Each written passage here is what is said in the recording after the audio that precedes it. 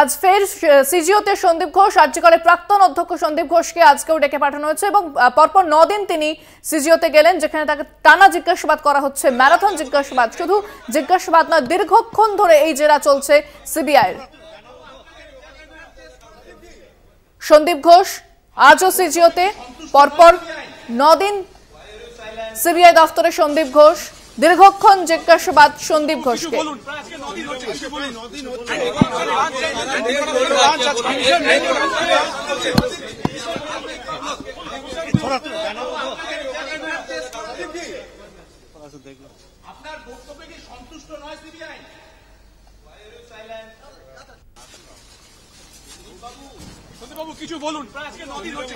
আজ ফের সিজিওতে গেলেন সন্দীপ ঘোষ, পরপর 9 দিন সিজিওতে তিনি।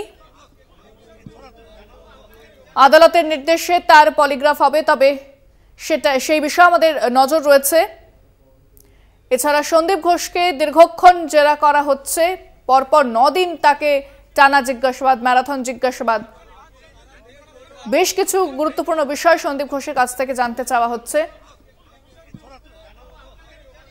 সিবিআই বেশ কিছু তথ্য উদ্ধার করতে তৎপর, সেই মতো সন্দীপ ঘোষকে দীর্ঘক্ষণ ধরে জেরা।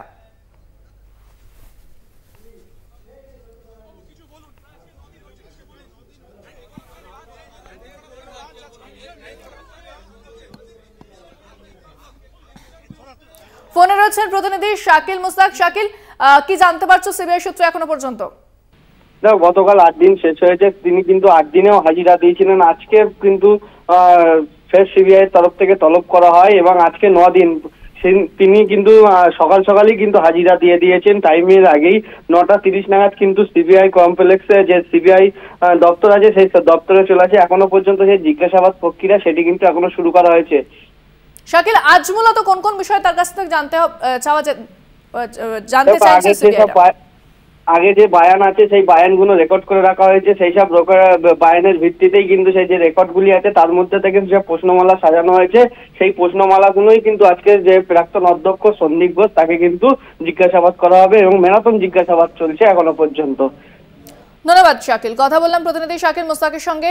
আরজিকরের প্রাক্তন অধ্যক্ষ সন্দীপ ঘোষ আজও সিজিওতে, পরপর 9 দিন তাকে ম্যারাথন জিজ্ঞাসাবাদ করা হচ্ছে এবং সিজিও থেকে সরাসরি রয়েছেন আমাদের প্রতিনিধি সত্য সুন্দর ভট্টাচার্য। সত্য, সিবিআই সূত্রে কি জানতে চাওয়া হচ্ছে আজকে? কারণ পরপর 9 দিন তাকে আমরা দেখছি যে দীর্ঘক্ষণ ধরে জেরা করা হচ্ছে সন্দীপ ঘোষকে।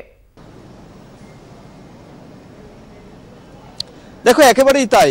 সকাল 9:30টার কিছু পরে সন্দীপ ঘোষকে নিয়ে আসা হয়েছে সিজিও কমপ্লেক্সে এবং এর আগে আমরা দেখেছি যে দফায় দফায় তাকে জিজ্ঞাসাবাদ করা হচ্ছে।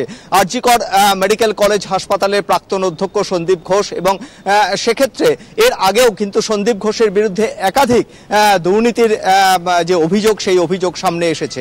সেক্ষেত্রে সিবিআই আধিকারিকরা মনে করছেন যে এই ধৃত সন্দীপ ঘোষের কাছ থেকে কিন্তু দফায় দফায় জিজ্ঞাসাবাদের মাধ্যমে নতুন কোনো তথ্য উঠে আসে কিনা, এটাই কিন্তু সিবিআই আধিকারিকদের কাছে এখন জানার মূল বিষয়। আজকে নিয়ে 9 দিন টানা তাকে জিজ্ঞাসাবাদ করা হচ্ছে সন্দীপ ঘোষকে। তুমি জানো ইতিমধ্যেই কিন্তু এই অর্থাৎ 9ই আগস্টের রাতে যেদিন এই চিকিৎসক তরুণীরকে ধর্ষণ এবং খুনের ঘটনা ঘটে, সেই দিন এবং তার পরের দিন সকালে যখন পুলিশের তরফ থেকে ফোন করা হয়েছিল আরজিকরের মেডিকেল কলেজ হাসপাতালের শীর্ষ কর্তাদের, আধিকারিকদের, তখন তাদের ভূমিকা কি ছিল সেই কল লিস্ট, ফোনের কল লিস্ট, এবং শুধু তাই নয়, সেখানে আরজিকরের যে পুলিশ ফাঁড়ি ছিল সেখানকার তরফ থেকেও কিন্তু প্রথমে আরজিকরের আধিকারিকদের ফোন করা হয়েছিল যে সেমিনার রুমে এরকম দেহ পড়ে রয়েছে, এবং তারপরে তাদের ভূমিকা কি ছিল। সেই সঙ্গে টালা থানা যখন প্রথম জানতে পারে এই সেখানের আউটপোস্টে যারা ছিলেন তাদের সেই নিরাপত্তারক্ষীদের কাছ থেকে যে এই ধরনের ঘটনা ঘটেছে, সেক্ষেত্রে এই গোটা বিষয়টি নিয়ে কিন্তু একাধিকবার সন্দীপ ঘোষকে জিজ্ঞাসাবাদ করা হয়েছে। আজকেও কিন্তু সকাল থেকে তাকে জিজ্ঞাসাবাদ পর্ব শুরু করবেন সিবিআই আধিকারিকেরা। কিছুক্ষণ আগেই সিবিআই আধিকারিক, সিবিআই এর জয়েন্ট ডিরেক্টর, তিনিও কিন্তু সিজিও কমপ্লেক্সে এসে পৌঁছেছেন। ফলে বোঝাই যাচ্ছে নতুন কোনো সূত্র পাওয়া যায় কিনা তার জন্য কিন্তু এই মুহূর্তে হন্যে হয়ে বলা যেতে পারে একদম মরিয়া চেষ্টা সিবিআই আধিকারিকদের। অন্যদিকে গতকালই আমরা জানি যে সঞ্জয় রায়, সেই সঞ্জয় রায়কে তার সম্মতি মিলেছে তার লাই ডিটেক্টর বা পলিগ্রাফ টেস্টের জন্য। গতকাল শিয়ালদহ আদালতে তাকে তার সেই সম্মতি মেলার পরে তাকে ইতিমধ্যে 14 দিনের জেল হেফাজতের নির্দেশ দিয়েছে শিয়ালদহের এসিজেএম আদালত। সেক্ষেত্রে এর মধ্যেই জেলের অনুমতি নিয়েই কিন্তু তাকে লাই ডিটেক্টর বা পলিগ্রাফ টেস্ট করা হবে। তার কারণ একাধিকবার সিবিআই আধিকারিকেরা তারা দেখেছেন যে সঞ্জয় রায়কে জিজ্ঞাসাবাদ করে তার সেদিন তার যে উপস্থিতি সেই উপস্থিতি জানতে পারলেও সঞ্জয় রায় ছাড়া দ্বিতীয় কোনো বা তৃতীয় কোনো ব্যক্তি সেদিন সেমিনার হলে উপস্থিত ছিল কিনা এটাই কিন্তু সিবিআই আধিকারিকদের কাছে এখন জানার মূল বিষয় এবং সেদিকেই কিন্তু তারা মূল নজর রেখেছে। সেক্ষেত্রে যেহেতু একাধিকবার বয়ানে অসঙ্গতি রয়েছে সেই অসঙ্গতির কারণেই কিন্তু এই পলিগ্রাফ টেস্টের প্রয়োজন রয়েছে বলে মনে করছেন সিবিআই আধিকারিকরা। সেক্ষেত্রে আদালতে সেক্ষেত্রে জেলের থেকে অনুমতি নিয়ে ইতিমধ্যে প্রেসিডেন্সি সংশোধনাগারে রাখা হয়েছে সঞ্জয় রায়কে, সেখান থেকে অনুমতি নিয়েই কিন্তু তাকে central forensic and research laboratory যে রয়েছে সেইখানে তার পলিগ্রাফ টেস্ট হবে। সেখানে যেরকম তার ইনভেস্টিগেটিং অফিসার বা তদন্তকারী অফিসার যিনি ছিলেন তিনি উপস্থিত থাকবেন, একজন সায়েন্টিস্ট উপস্থিত থাকবেন, একজন চিকিৎসক উপস্থিত থাকবেন, তার মানসিক সুস্থিতি তার শারীরিক সক্ষমতা সেটা বিচার করেই কিন্তু পলিগ্রাফ টেস্ট করা হবে এবং পলিগ্রাফ টেস্টের মাধ্যমে প্রকৃত সত্য ঠিক কি ঘটনা ঘটেছিল 9 আগস্টের রাতে সেটাই কিন্তু জানার চেষ্টা সেক্ষেত্রে আরো একটা বিষয় জানতে চাইবো, সন্দীপ ঘোষেরও পলিগ্রাফ টেস্টের কথা উঠে আসছিল, সে বিষয়ে কি জানতে পারছো?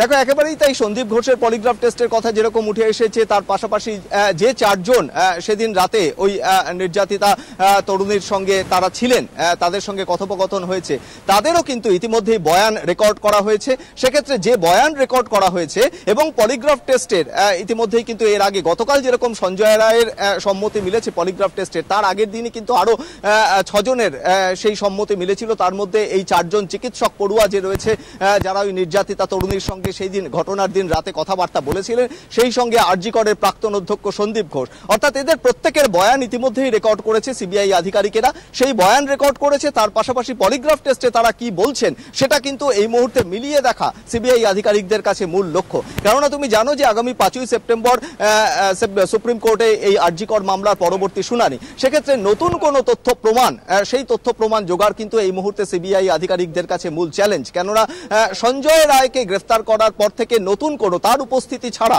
দ্বিতীয় কোনো ব্যক্তি বা তৃতীয় কোনো ব্যক্তি সেখানে ছিল কিনা সেটাই কিন্তু এই মুহূর্তে জানার মূল লক্ষ্য সিবিআই আধিকারিকদের। সেই কারণেই দফায় দফায় জিজ্ঞাসাবাদ এবং পলিগ্রাফ টেস্টের যে সম্মতি সেই সম্মতির মাধ্যমেই কিন্তু নতুন করে তথ্য উদ্ঘাটনের চেষ্টা করছেন সিবিআই আধিকারিকেরা। ধন্যবাদ সত্য। আমাদের সঙ্গে সরাসরি সিজিও কমপ্লেক্স থেকে ছিলেন আমাদের প্রতিনিধি সত্য সুন্দর ভট্টাচার্য। এবং একদিকে যেরকম সন্দীপ ঘোষের পলিগ্রাফ টেস্টের কথা বলা হচ্ছে এবং সঞ্জয় রায় তারও পলিগ্রাফ টেস্টের কথা উঠে এসেছে এবং সে গতকাল সে নিজের পলিগ্রাফ টেস্টের সম্মতি দিয়েছে, অর্থাৎ লাই ডিটেক্টর টেস্টে তার কি ধরা পড়ে সেখানে কোনো সত্য লুকিয়ে আছে কিনা অবশ্যই সেদিকে আমাদের নজর থাকবে।